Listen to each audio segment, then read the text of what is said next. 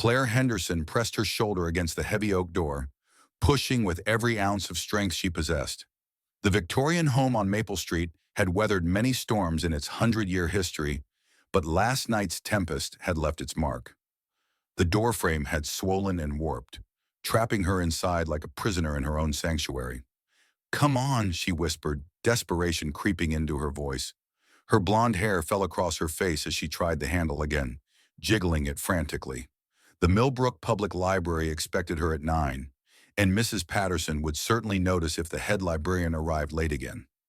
Since David's accident 8 months ago, Claire had struggled to maintain the perfect facade everyone expected of the grieving widow. She stumbled backward, catching herself on the antique side table that had belonged to David's grandmother. The irony wasn't lost on her, trapped in a house filled with memories of a man who would never walk through that door again. Claire grabbed the phone book from the drawer, fingers trembling as she flipped through the yellow pages. Henderson Home Repair caught her eye, and without thinking, she dialed. "Henderson Home Repair. This is Claire Henderson," she began, then caught herself. I'm calling Henderson Home Repair. I'm Claire Henderson, but not—" She took a breath. "My front door is completely stuck. I can't get out, and I need someone here immediately." Silence stretched across the line, and Claire assumed she'd reached an answering machine. "I know this sounds ridiculous, but I'm actually trapped. The storm last night must have warped the frame, and now the door won't budge. I've tried everything. I'm supposed to be at work in 30 minutes, and if I don't show up, people will talk. They always talk in small towns, and being David's widow already gives them enough material. I just need someone who knows what they're doing, because I certainly don't. And Margaret, that's my mother-in-law, she'll find some way to blame me for this too, like I somehow caused the storm or didn't maintain the house properly, which is probably true since I don't know the first thing about home repair, and David always handled these things. But now—" "Ma'am," the deep, gravelly voice interrupted her rambling confession. "I'm actually here." Claire's heart stopped. Heat flooded her cheeks as she realized she'd been pouring her personal struggles to a complete stranger. "Oh God, you heard all of that." "Most of it." There was kindness in his voice, tinged with what might have been amusement. "Sounds like you're having quite a morning. I'm Tom Mitchell. I'll be right over." 30 minutes later, Claire watched from her living room window as a weathered pickup truck pulled into her driveway. A man emerged, tall and broad-shouldered, wearing faded work overalls over a white tank top. His dark hair caught the morning sunlight as he approached the porch, toolbox in hand. Despite her embarrassment, Claire couldn't help but notice the easy confidence in his movements. Tom examined the doorframe, running his fingers along the warped wood. Claire pressed her face against the window, gesturing frantically when he looked her way. The absurdity of the situation struck her. Here she was, a grown woman, communicating through glass like some tragic heroine in a Gothic novel. Across the street, Mrs. Garrett emerged from her house with a watering can, though her prized petunias had received plenty of rain the night before. Mr. Peterson joined her, both neighbors making no effort to hide their curiosity about the strange man working on the Henderson door. Strange how quick she found herself a handyman, Mrs. Garrett's voice carried across the yard. Tom's jaw tightened, but he continued working, applying pressure to different points on the frame. Claire could see the muscles in his arms strain as he fought against the stubborn wood. Sparks flew from his power tool as he adjusted the hinges, the sound sharp and urgent in the quiet morning air. "Just needs a little persuasion," Tom called through the door. The mechanism suddenly gave way with a loud crack. Claire, who had been pushing from the inside at that exact moment, tumbled forward with unexpected momentum. Strong arms caught her, preventing her from hitting the porch floor. For a heartbeat, she found herself pressed against Tom's chest, breathing in the scent of sawdust and honest work. Their eyes met, his a warm brown, crinkled at the corners from years of squinting against sun and weather. Time seemed suspended as Claire became aware of how long it had been since anyone had touched her, held her, made her feel anything other than numb grief. "Claire, dear, is everything appropriate here?" Mrs. Garrett's sharp voice cut through the moment like a blade.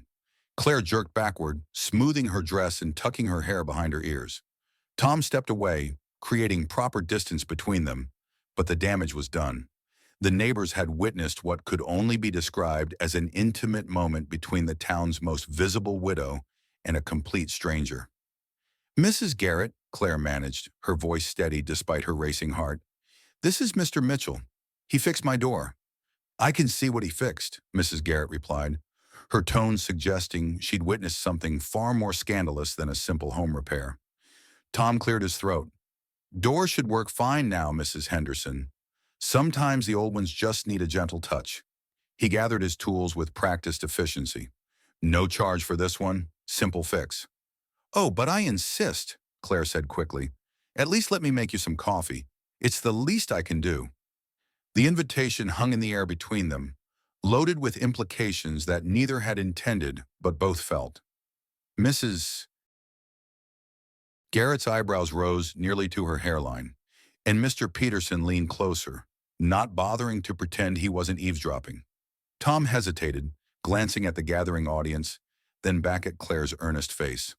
"Coffee sounds nice, ma'am." Inside the safety of her kitchen, Claire busied herself with the familiar ritual of brewing coffee. The morning light streamed through her yellow curtains, warming the space that had felt so cold and empty for months. Tom sat at the small table where she and David had shared countless breakfasts, but somehow his presence didn't feel like a violation. If anything, the kitchen seemed more alive than it had since the funeral. "You mentioned on the phone that Henderson Home Repair shares your name," Tom said, accepting the steaming mug she offered. "My late husband's family business." Claire settled across from him, wrapping her hands around her own cup for warmth. David ran it until he passed. His mother shut it down afterward, said it was too painful to continue. "I'm sorry for your loss." The simple words, spoken without the artificial sympathy she'd grown accustomed to, nearly undid her. "Thank you.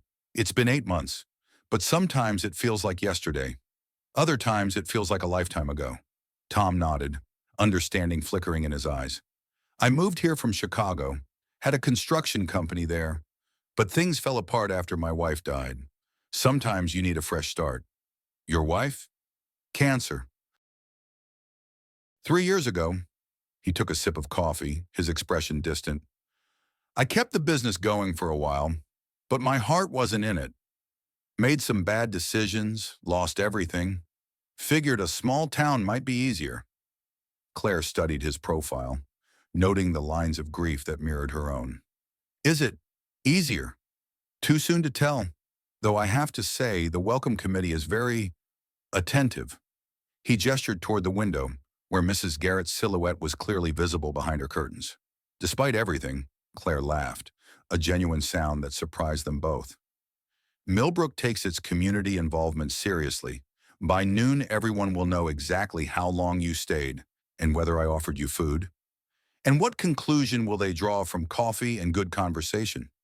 That I'm a shameless hussy who's dishonoring my husband's memory?" Claire said with bitter honesty.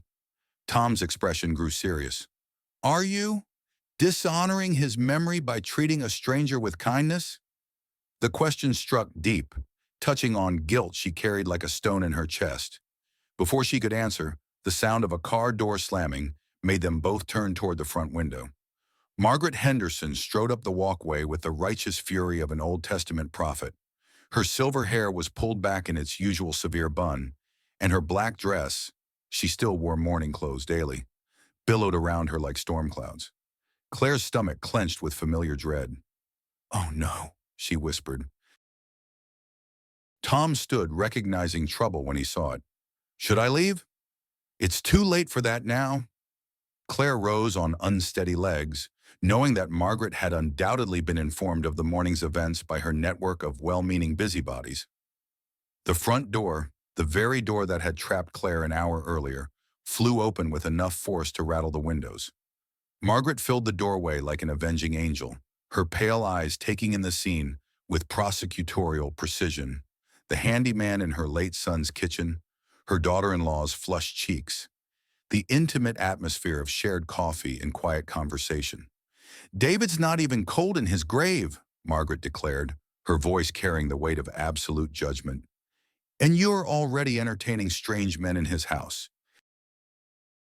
The silence that followed Margaret's accusation stretched like a taut wire ready to snap. Tom set down his coffee cup with deliberate care, the ceramic clicking against the saucer unnaturally loud in the charged atmosphere. Claire felt the familiar weight of shame settling on her shoulders, the same crushing guilt that had become her constant companion since David's funeral. "Mrs. Henderson," Tom said quietly, his voice respectful but firm, "I came to fix your daughter-in-law's door. She offered me coffee and payment since she mentioned being short on cash. Nothing inappropriate happened here." Margaret's steel-gray eyes swept over him with undisguised contempt. "I don't believe I was addressing you, Mr. Mitchell? Tom Mitchell." "Well, Mr. Mitchell, I suggest you collect your tools and leave. This family has endured enough scandal." She turned her withering gaze to Claire. "As for you, young lady, we'll discuss this privately." Tom looked between the two women, clearly reluctant to abandon Claire to her mother-in-law's wrath. "Mrs. Henderson, if you need any other repairs—" "She won't," Margaret cut him off. "Good day." After Tom left, his truck disappearing down Maple Street under the watchful eyes of the entire neighborhood, Margaret unleashed her full fury. Claire stood in her own kitchen, feeling like a scolded child as accusations rained down about proper mourning periods, family reputation, and the sacred memory of her beloved son. By the next morning, the entire town of Millbrook buzzed with gossip. Claire arrived at the library to find her assistant Jenny organizing returned books with unusual intensity, avoiding eye contact. The first patron of the day, Mrs. Wilson, approached the circulation desk with barely concealed excitement. "Claire, dear, I heard you had quite an adventure yesterday morning," Mrs. Wilson said, her voice dripping with false concern. "A strange man at your house so early? I do hope everything was appropriate." "He fixed my door, Mrs. Wilson. Nothing more." "Of course, dear. It's just that people are talking. They're worried about you. What with David gone and you being so young and attractive, men can take advantage of a woman's grief, you know." Jenny finally looked up from her stack of books, her face flushed with indignation. "Mrs. Wilson, I think Claire can manage her own affairs without the town's supervision." "Well," Mrs. Wilson huffed, "I was only trying to help. We all know how important David's memory is to this community." Throughout the morning, similar scenes played out as patrons found excuses to visit the library and fish for details about the handyman incident. Claire maintained her composure, but each whispered conversation felt like a tiny knife cutting away at her already fragile sense of self-worth. The phone rang during her lunch break, startling her from her melancholy thoughts. "Millbrook Public Library, this is Claire." "Mrs. Henderson?" "It's Tom Mitchell. I hope I'm not calling at a bad time." Claire's pulse quickened at the sound of his voice. She glanced around to ensure she was alone. "Not at all. Is everything all right? I wanted to apologize for yesterday. I didn't mean to cause trouble for you with your family." "You didn't cause anything, Mr. Mitchell. My mother-in-law is protective of my husband's memory." "I understand that, but I also noticed your back door was sticking when I walked around the house yesterday. If you'd like, I could come by this evening to take a look." "No charge, of course." Claire hesitated, knowing what accepting his offer might mean in the eyes of the town. But the back door had been giving her trouble for weeks, and the thought of seeing Tom again sent an unexpected warmth through her chest. "That would be very helpful," she said quietly. "I'll come by around 7, if that works for you." Claire hung up the phone, her heart racing. From across the library, she saw Margaret Henderson enter through the main doors, her black purse clutched like a weapon. Claire's blood turned to ice as she realized her mother-in-law had likely seen her taking the call, judging by the thunderous expression on her face. That evening, Tom arrived punctually at 7, parking his truck in the alley behind Claire's house to avoid the prying eyes of Maple Street. Claire met him at the back gate, grateful for the privacy her tall fence provided. "Thank you for coming," she said, leading him to the problematic door. "It's been sticking for weeks, and yesterday morning taught me I can't afford to be trapped again." Tom examined the door frame with professional thoroughness. "Looks like the same issue as your front door. Old houses settle over time, and weather doesn't help." He retrieved his tools from a worn leather bag. "This might take a while. The frame is more warped than I initially thought." As Tom worked, Claire found herself relaxing in his presence. They talked quietly while he adjusted hinges and planed down swollen wood. She learned that he'd been a successful contractor in Chicago before his wife Sarah's illness consumed their savings and his focus. He'd lost not just his spouse, but his entire life's work. "I'm sorry," Claire said as he paused to wipe sweat from his forehead. "Losing everything you built must have been devastating." "The business was just money and reputation," Tom replied, testing the door's movement. "Losing Sarah was losing my future. Everything else was just stuff." Claire understood that distinction intimately. "People keep telling me I'm young, that I have time to rebuild my life, but they don't understand that the life I planned died with David." "Maybe the trick isn't rebuilding the same life," Tom said thoughtfully. "Maybe it's building something completely different." Their eyes met across the small space of her back porch, and Claire felt something shift inside her chest, a loosening of the tight knot of grief she'd carried for 8 months. For the first time since David's death, she could imagine tomorrow might hold something other than endless, gray repetition. Tom reached for the door handle to test his work, just as Claire moved to examine his progress. Their hands brushed, sending an electric current up Claire's arm. Neither pulled away immediately, the simple contact speaking of loneliness and the human need for connection. "Mrs. Henderson," Margaret's sharp voice cut through the evening air like a blade. Claire jerked her hand back as her mother-in-law appeared around the corner of the house, having obviously been watching from next door. "I might have known," Margaret said, her voice rising with each word. "Sneaking around in the backyard like criminals. Do you have no shame? No respect for my son's memory?" "Mrs. Henderson," Tom began, but Margaret wasn't finished. "And you," she pointed an accusing finger at Tom, taking advantage of a grieving widow, filling her head with inappropriate ideas. "I won't stand for this behavior in my son's house." "This is my house, Margaret," Claire said quietly, but her voice shook with the effort of defying her formidable mother-in-law. "Your house?" Margaret's laugh was bitter and cold. "This house belongs to the Henderson family.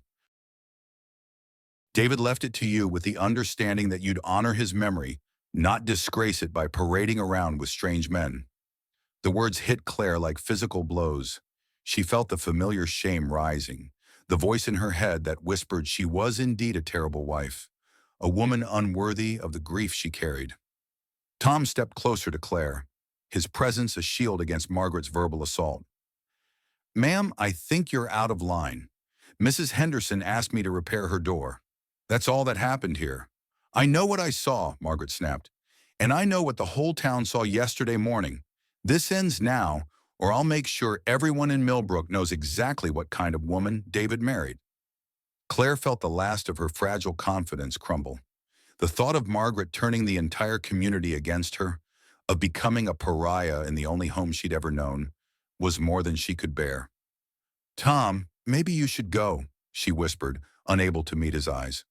Tom stared at her for a long moment, disappointment clear on his face. Without another word, he packed his tools and walked away, leaving Claire alone with Margaret's triumphant smile and the crushing weight of her own cowardice. The next morning brought news that spread through Millbrook faster than wildfire. Margaret had been busy on the telephone, sharing her concerns about Claire's inappropriate behavior with anyone who would listen. By Sunday morning, Claire dreaded walking into the community church where she and David had been married, where his funeral had been held, where every eye would now judge her with new scrutiny. She entered the familiar sanctuary with her head held as high as she could manage, taking her usual seat in the third pew. The whispered conversations that followed her arrival were barely concealed behind hymn books and prayer fans. Margaret sat in the front row, surrounded by her circle of devoted friends, occasionally turning to send meaningful glances in Claire's direction. Pastor Williams began the service with his usual warmth, but Claire felt isolated despite being surrounded by people she'd known for years. During the prayer request, Margaret rose from her seat with the solemnity of someone bearing a great burden. "Pastor Williams' congregation," Margaret began, her voice carrying clearly through the sanctuary. "I'd like to ask for your prayers for someone very dear to me who seems to have lost her way in grief. My daughter-in-law, Claire, has been making choices that would break my dear son's heart. She's forgotten the sacred nature of marriage vows, even in widowhood, and I fear she's bringing shame to David's memory. The sanctuary fell silent, except for the uncomfortable shuffling of feet and rustling of programs. Claire felt as though she were drowning, the walls of the church closing in around her as every eye turned to stare at her. Her face burned with humiliation as Margaret continued her public condemnation disguised as a prayer request. She's been entertaining strange men in David's home, meeting with them in secret, forgetting the dignity that should accompany mourning. I pray that God will guide her back to the righteous path and help her remember the sacred commitment she made to my son. Claire couldn't breathe. The beautiful stained glass windows that had once comforted her now seemed to judge her with colorful, condemning light. She rose abruptly, pushing past the other worshippers in her pew, desperate to escape the suffocating weight of public shame.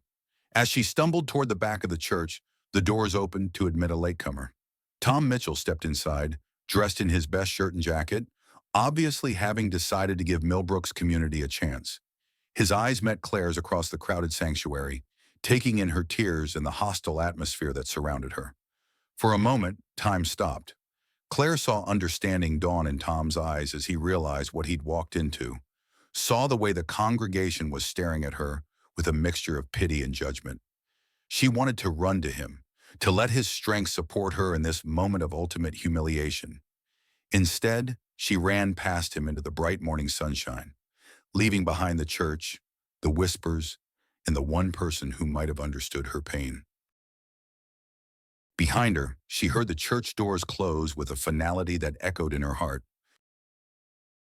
Tom stood frozen in the church doorway as Claire disappeared into the bright morning sunlight, her footsteps echoing off the stone steps like gunshots. The sanctuary buzzed with whispered conversations and meaningful glances as Margaret Henderson returned to her seat with the satisfied expression of someone who had completed a necessary but unpleasant task. Pastor Williams cleared his throat awkwardly, attempting to restore some semblance of worship to the proceedings. "Let us pray for understanding and compassion," the pastor said carefully, his eyes finding Tom's across the crowded church. "For all members of our community who are struggling with loss and finding their way forward." Tom didn't stay for the rest of the service. He walked back to his truck with Margaret's words echoing in his mind, understanding now why Claire had seemed so frightened the night before.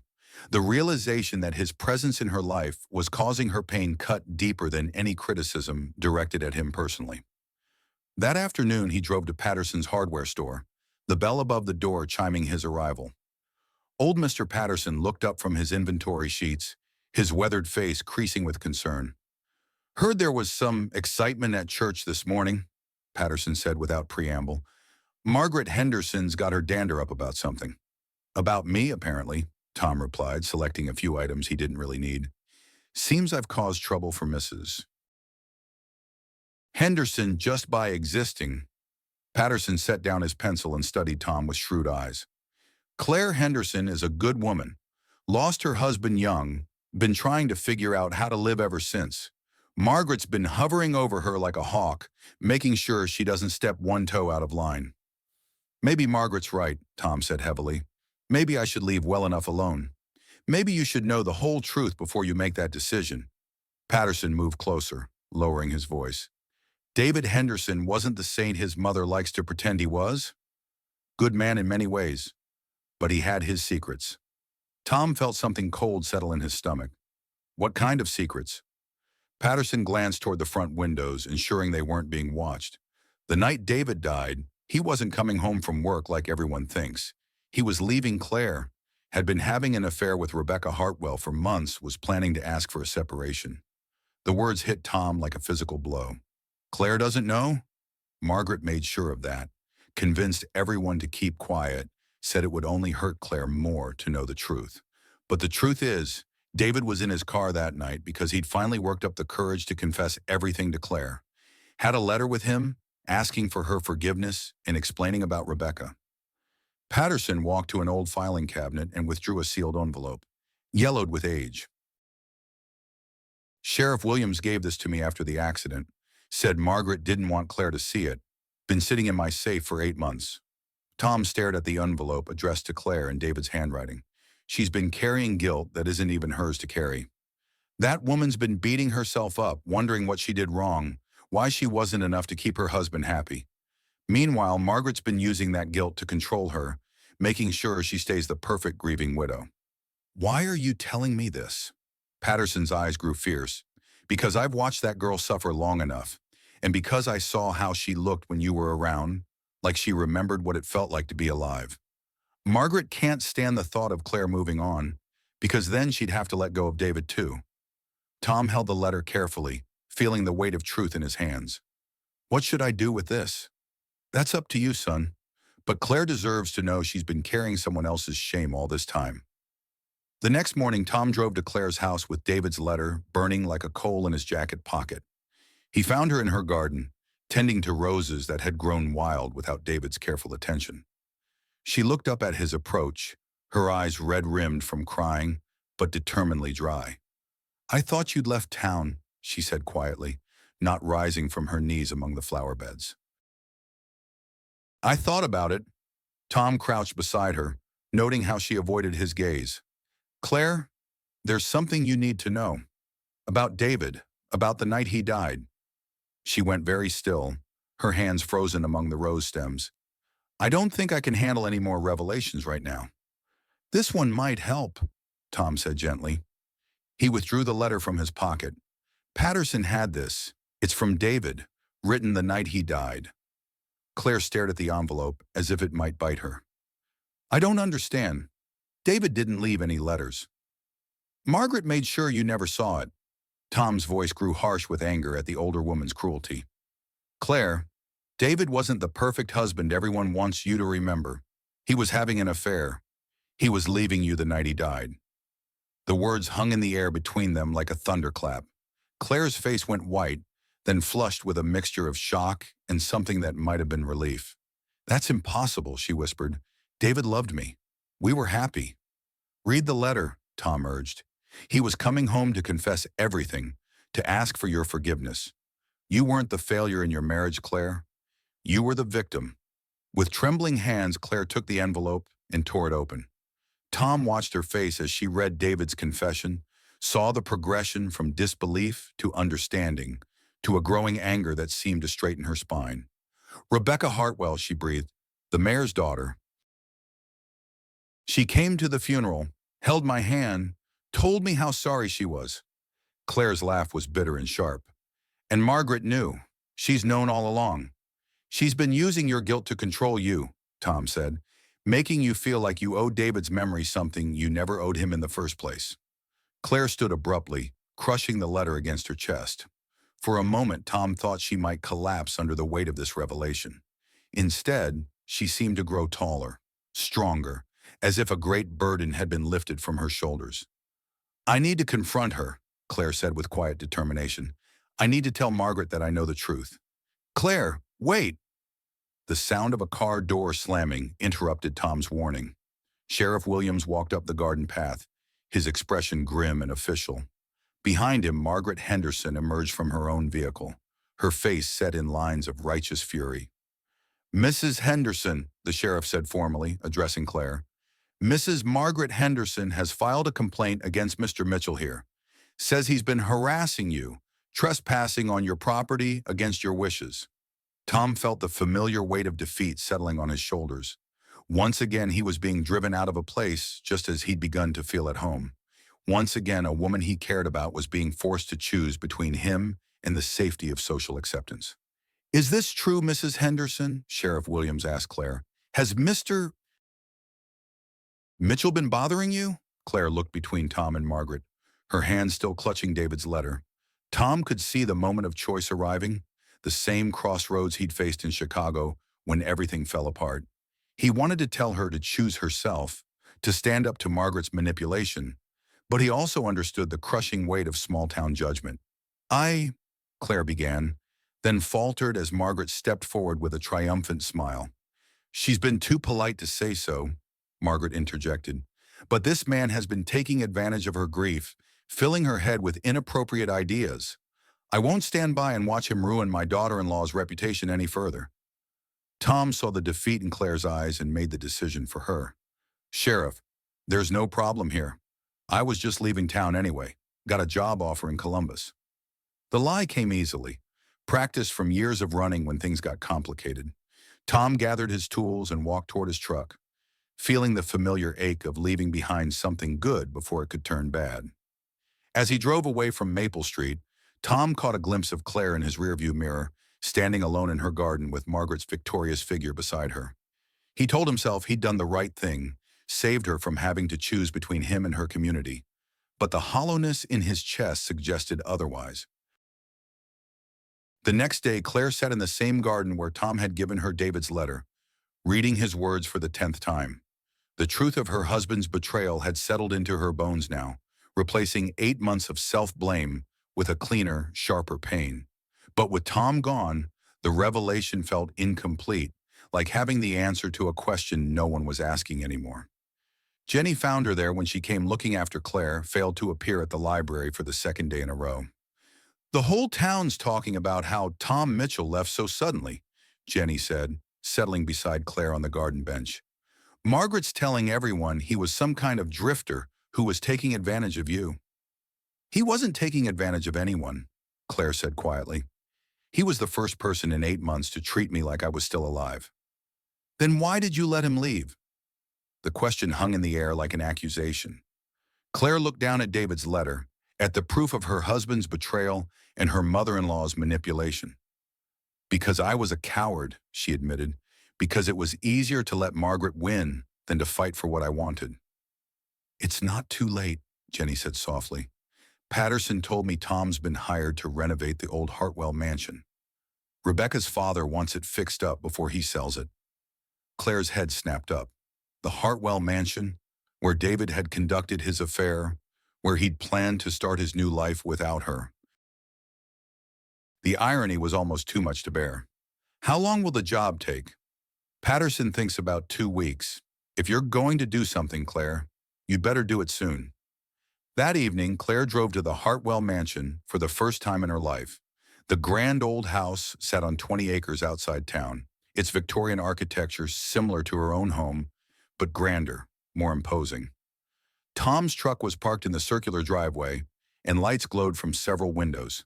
She found him in what had once been the mansion's library, stripping old wallpaper from the walls.